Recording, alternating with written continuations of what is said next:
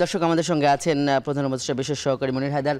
আমরা অধ্যাপক আসিফ শাহান, উনি একজন রাষ্ট্রবিজ্ঞানী, উনি বলছেন যে সরকার অনেকটা একাই এই প্রচার প্রচারণায় নামতে যাচ্ছেন এবং এই বিষয়ে যে সমস্ত পক্ষগুলো যারা বিশেষজ্ঞ, বিশেষ করে এনজিওর কথা উনি বললেন, তাদেরকে আপনারা সম্পৃক্ত করছেন না বা সামাজিক সংগঠন, এই প্রশ্নের কি উত্তর দেবেন মনির হায়দার?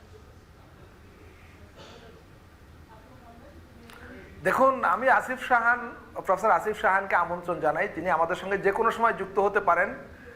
এইটা এমন কোনো বিষয় না যে সরকার আমন্ত্রণ জানিয়ে সবাইকে যুক্ত করতে হবে। আমি তো মনে করি এটা আসিফ শাহান সাহেবেরও এজেন্ডা, এনজিও সমূহেরও এজেন্ডা।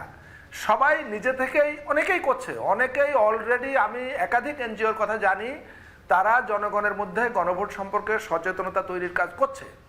আপনার এবং প্রফেসর আসিফ শাহানের অবগতির জন্য জানাই যে আর মাত্র একদিন পরে দেশের প্রায় 700 এনজিওকে নিয়ে আমরা আলোচনায় বসছি।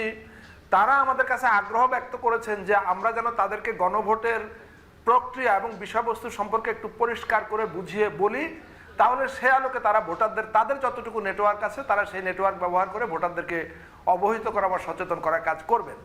সুতরাং এটা কোনো কিছুই থেমে নেই এবং আমি নিশ্চিত যে প্রফেসর আসিফ শাহান তিনিও এই জনগণকে গণভোট সম্পর্কে সচেতন করার কাজে অচিরেই নিজেকে নিয়োজিত করবেন এবং তার ইতিবাচক ভালো ভূমিকা আমরা দেখতে পাবো। জনাব মনির হায়দার, আপনাকে অনেক ধন্যবাদ আজকের ভোটের ট্রেনে যুক্ত হয়ে এভাবে মত প্রদান করার জন্য।